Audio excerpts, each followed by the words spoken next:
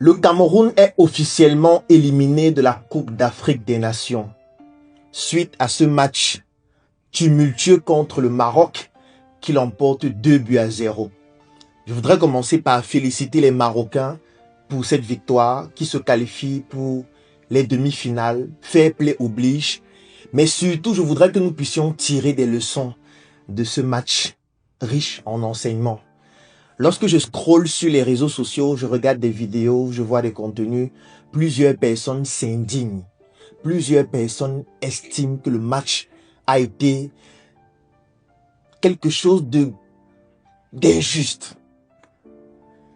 L'arbitrage est accusé. Et moi, je voudrais simplement que nous ne puissions pas pleurer. Et que les pleurs nous fassent passer à côté des leçons à en tirer.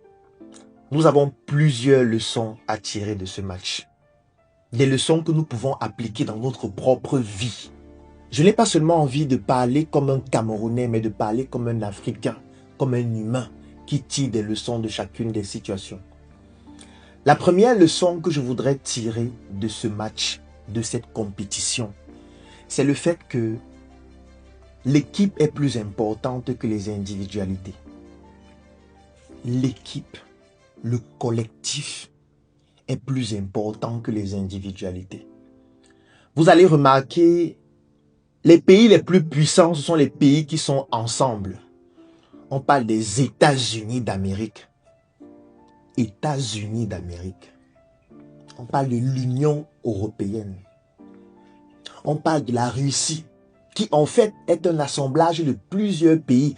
La preuve, la guerre entre la Russie et l'Ukraine aujourd'hui, c'est pour faire quoi? C'est pour annexer l'Ukraine, comme cela s'est produit avec la Crimée avant.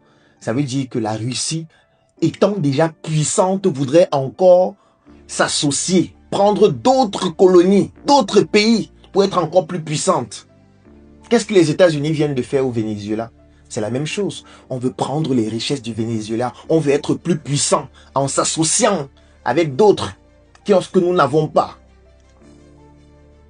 Qu'est-ce qui se passe avec la Chine? Qui veut annexer Taïwan, qui estime que Taïwan, c'est un territoire chinois. Et même la Chine encore, c'est plusieurs entités en même temps. En Afrique, c'est ce qu'on essaye de reproduire, bien que pour le moment, ça ne fonctionne pas de manière optimale avec l'Union africaine. Vous allez remarquer que les individualités ne sont pas plus importantes que le collectif. C'est vrai que sur le plan international, il y a beaucoup de guerres, il y a beaucoup de rivalités. Ce n'est pas forcément un exemple excellent